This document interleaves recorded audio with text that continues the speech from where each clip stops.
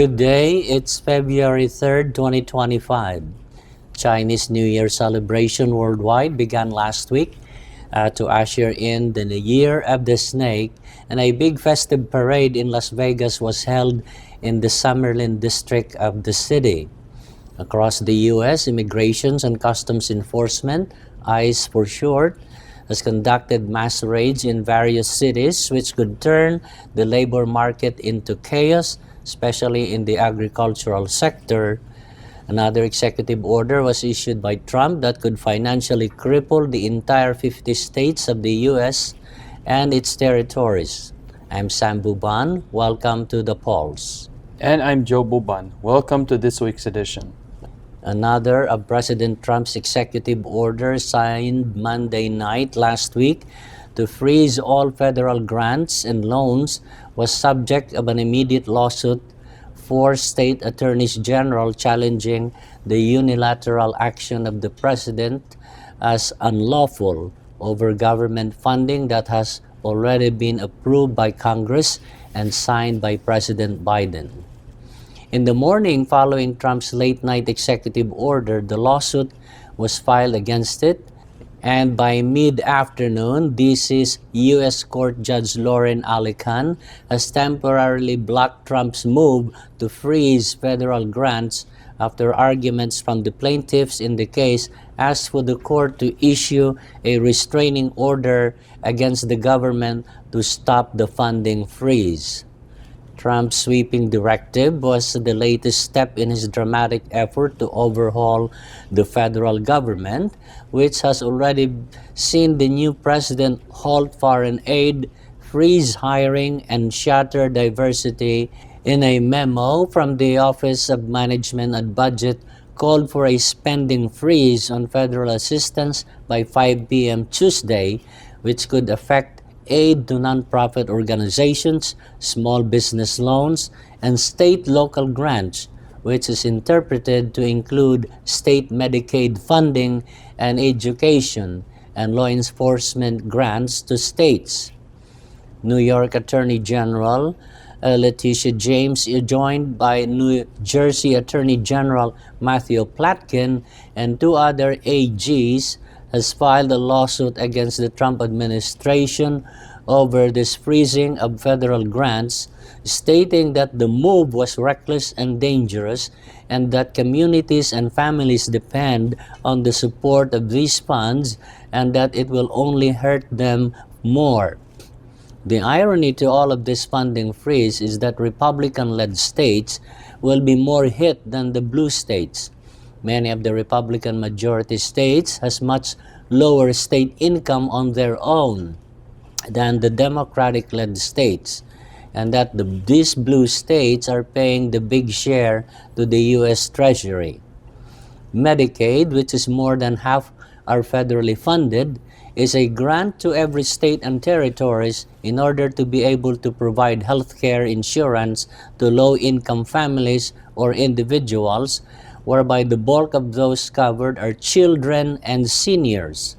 Hospitals also rely on Medicaid to pay for services of the uninsured who goes to emergency rooms or are admitted in the hospital for treatment.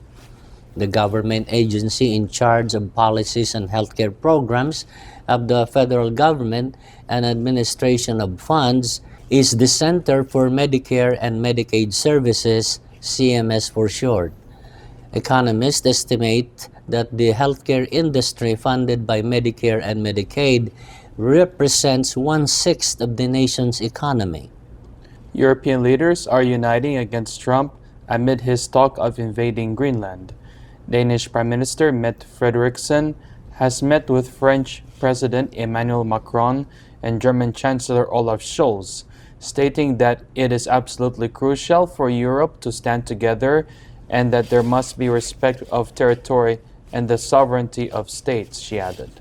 Chancellor Scholz reinforced the point that the inviolability of borders is a fundamental principle of international law, and that Russia has broken this principle with its invasion of Ukraine, and also added that borders should not be moved by force. Still, on Trump's policies, Colombia, who in the early part of last week refused the landing of a U.S. military airplane carrying deportees, and President Trump retaliated by imposing an emergency tariff on Colombia. The president of Colombia said, "We will also impose tariff on U.S. imports." But at the end of the week, Colombia agreed to accept the deportees and repatriate them back to Colombia. In the state of Iowa, the first special election since Trump re-entered the White House, a Democrat won a special election for the state Senate seat in a Senate district that Trump won by 21%. The state Senate seat became vacant when State Senator Chris Cornoyer resigned to become the new lieutenant governor appointed by Iowa Governor Kim Reynolds. Democrat Mike Zimmer won by a big margin against Republican Kate Whittington to represent Senate District 35, a heavily Republican district. Mike Zimmer is a professional educator who had served as the president of the Central DeWitt School Board. He will serve the remainder term of the state senator Chris Cornoyer, which is at the end of 2026. A new election for the seat will be during the midterm election. Some political analysts see this as a sign of buyer's remorse for the many in that district who voted for Donald Trump in 2024. Democrats hailed this as an early sign of strength going into the midterm election. Democrats only had to flip 3 more congressional seats to retake the majority in the House of Representatives. That is, of course, if they don't lose any of the incumbent seats. Observers in Washington, D.C. seized the plan of Trump to replace all federal government with employees that will only be loyal to him.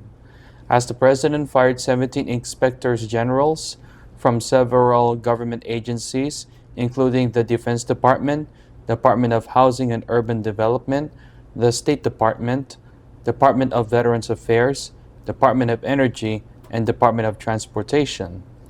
Every department and big agencies has their own inspectors generals.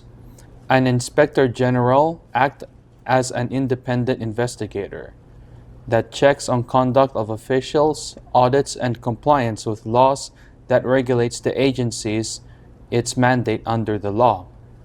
It also functions as checks and balance against abuses, violations, or inactions that an agency or its officials may commit. Although they are formally under the supervision of the department or agency's head, the Inspector General is traditionally accorded their independence. Congress relies much of its oversight and need for investigations by reports from the Inspectors Generals. One Inspector General that had reportedly had not been fired yet is the Inspector General of the U.S. Justice Department. We are going to take a commercial break. Please stay with us.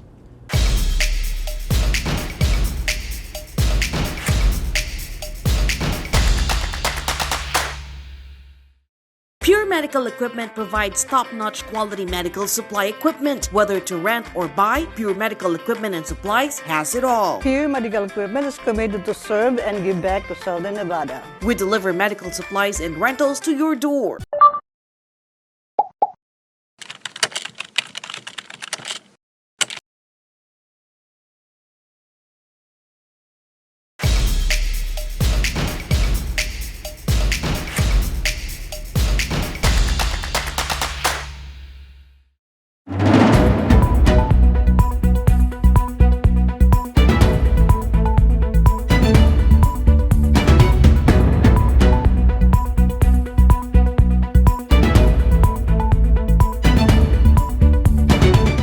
Welcome back to The Pulse. Democrats in the Senate have grilled Robert F. Kennedy Jr. during the confirmation hearings for the position of Secretary of Health and Human Services. RFK Jr. has been a loud advocate against vaccines and parrots conspiracy theories.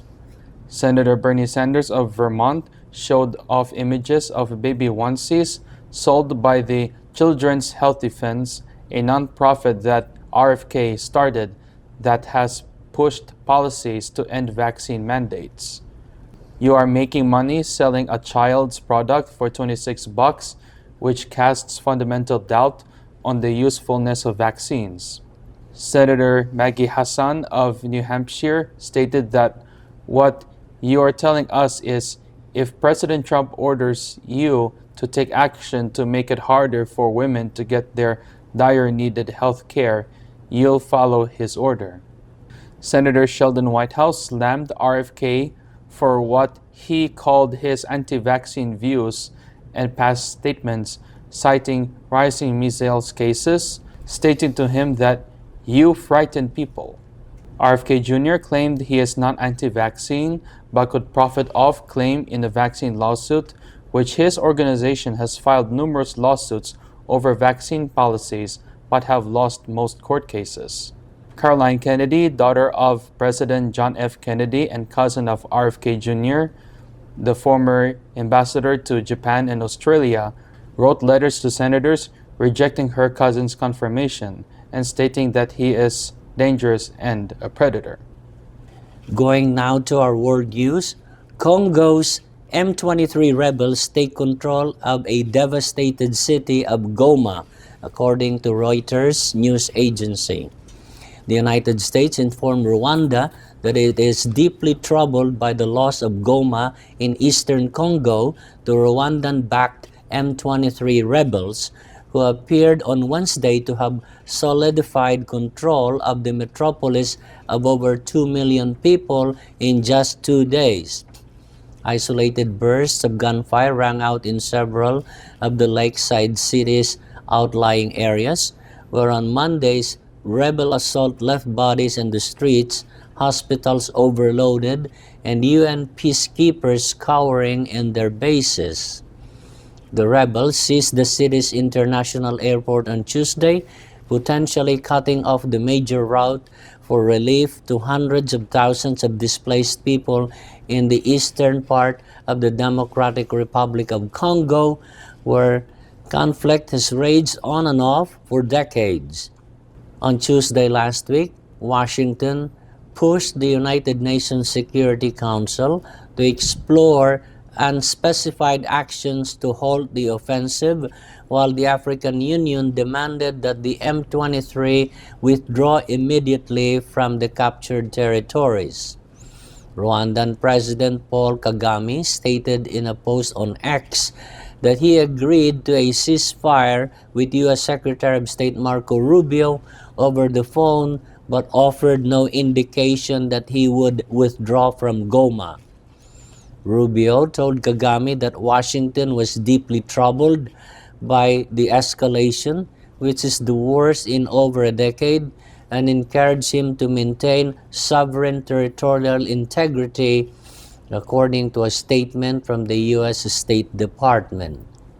M23 is the latest in a series of ethnic Tutsi-led Rwandan-backed insurgencies that have raged in Congo since the aftermath of Rwanda's genocide 30 years ago, when Hutu extremists massacred Tutsis and moderate Hutus before being overthrown by Tutsi-led troops led by Kagame.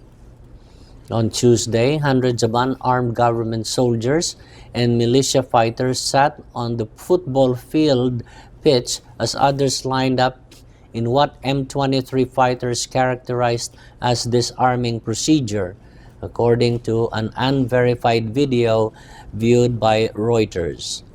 Bertrand Bisamwa, the M23's political wing leader, told X that the final pockets of resistance in Goma had been defeated and that the rebels were trying to ensure total security.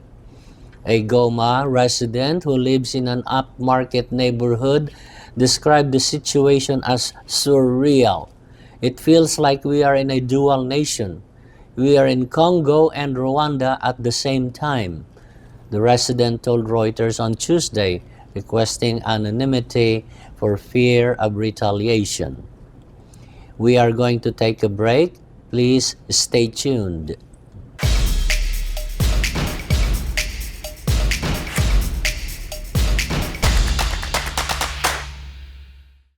Pure Medical Equipment provides top-notch quality medical supply equipment. Whether to rent or buy, Pure Medical Equipment and Supplies has it all. Pure Medical Equipment is committed to serve and give back to Southern Nevada. We deliver medical supplies and rentals to your door.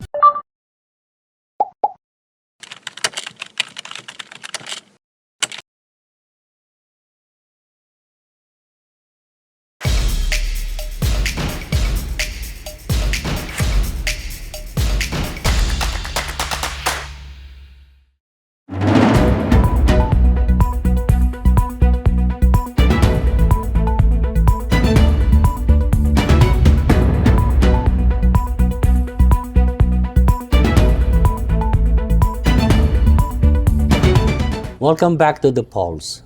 Russia suffers environmental catastrophe following oil spill in Kerch State in a report from BBC. Oil flowed into the strait from the two ships that collided amid bad weather on December 15. Volgonet 239 ran aground after the storm, while Volgonet 212 sank. Analysis from BBC verify media accounts and official declarations. Up to 5,000 tons of oil had escaped and spread across the Black Sea and the Sea of Azov. A leading Russian scientist described the spill as the country's worst of the 21st century. This is the first time fuel oil had been spilled in such large quantities. Viktor Danilov-Danilian, the Dean of Science at the Russian Academy of Sciences, or RAS, said in a Russian newspaper interview on January 17. In December, Russian scientists predicted that the oil spill would be more than twice the scale of a comparable tragedy in the Strait in 2007, when up to 16,000 tons of heavy oil leaked into the sea.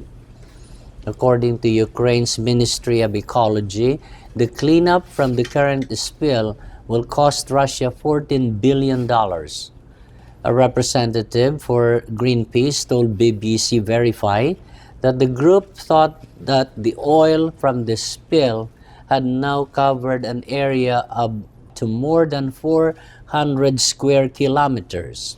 This is a horrific blow to the ecosystem, Danilov-Danilian told the Russian media. He projected that the tens of thousands of birds, many dolphins, and flora and fauna in the coastal area would die. Almost nothing except microorganisms that feed on and break down fuel oil can survive in that kind of environment, even in salt water. The removal of 200,000 to 500,000 tons of polluted soil would not be without effect and will undoubtedly result in a reshaping of the coast, he stated. Ukrainian activists accused the ship of being part of the Russia's shadow oil fleet. Moscow has been accused of utilizing the so-called ghost fleet of tankers, which are frequently poorly maintained and lack sufficient insurance to move oil and avoid sanctions, though analysts interviewed by BBC were unable to confirm the allegations. According to experts, the long-term effect may be beyond Russia. In general, Russia has suffered more than any other country so far from the Kerch Strait accident. Greenpeace Dmitry Markin stated, however, the majority of the leaking gasolines or oil remains in the water. As a result, the long-term ramification for Ukraine's occupied territory could be as catastrophic. As the Israel-Hamas ceasefire is underway, Israel enables displaced Palestinians to return to northern Gaza. In a report from the Associated Press, crowds of fled Palestinians returned to heavily damaged northern Gaza for the second day on Tuesday last week, as Israel and Hamas maintained a tenuous ceasefire. According to the United Nations, more than 375,000 Palestinians have entered into northern Gaza since Israel allowed their return on Monday morning. This accounts more than a third of a million people who fled the north during the war's opening weeks. Many Palestinians expressed satisfaction with their homecoming despite the fact that their homes in northern Gaza were totally damaged or destroyed. Others described the atmosphere as bittersweet, as practically everyone has had friends or family slain by Israel during the 15-month battle with Hamas. "This is our homeland and we must return," said one displaced lady, Ola Saleh. The ceasefire aims to stop the war and free dozens of hostages and hundreds of Palestinians imprisoned or detained by Israel. This time, Palestinians in this confined zone had to repair more than simply bombed out buildings after multiple wars between Israel and Hamas, since the terrorist group took control of this coastal enclave in 2007. Following intensive Israeli airstrikes and the army's demolition of scores of structures, many of which were booby-trapped by terrorists, Gaza City has devolved into a near-apocalyptic disaster zone. Only mounds of cement covered with clothes and other possessions could indicate where dwelling once stood. Hospitals and doctors in Egypt are preparing to assist injured Palestinians from Gaza once the border reopens in the coming days. On Tuesday, at least 15 ambulances were observed lined up on the Egyptian side of the Rafah border crossing. In the meantime, tents, hygiene supplies, and medicine are being delivered to Gaza, according to Ahmed Abdullah, Egypt's Red Crescent Emergency Coordinator in Rafah. Before Israel captured and shuttered the Rafah crossing last spring, some 800 Palestinian patients from Gaza were treated in hospitals immediately across the border in North Sinai, according to Governor Khaled Megawer. Some of those patients were able to travel abroad for treatment, he said. If the expected flood of patients is too large, he suggested they can be transported to hospitals in Cairo or other parts of Egypt.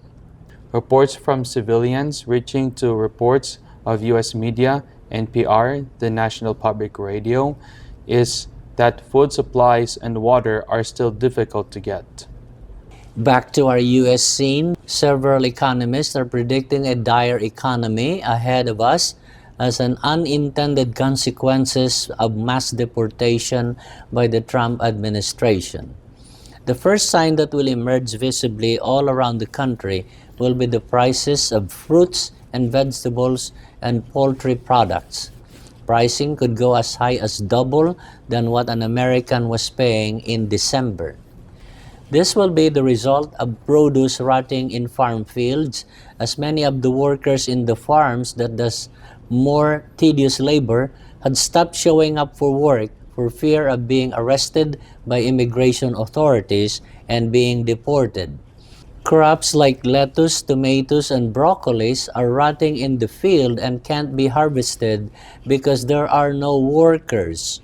Orange fruits that are ripe for harvest are left on the tree to fall to the ground. Soon, in the next few weeks, we may see shortages of vegetables and fruits in your nearest supermarkets and shortage of poultry products as meat packing plants are likely to lose workers.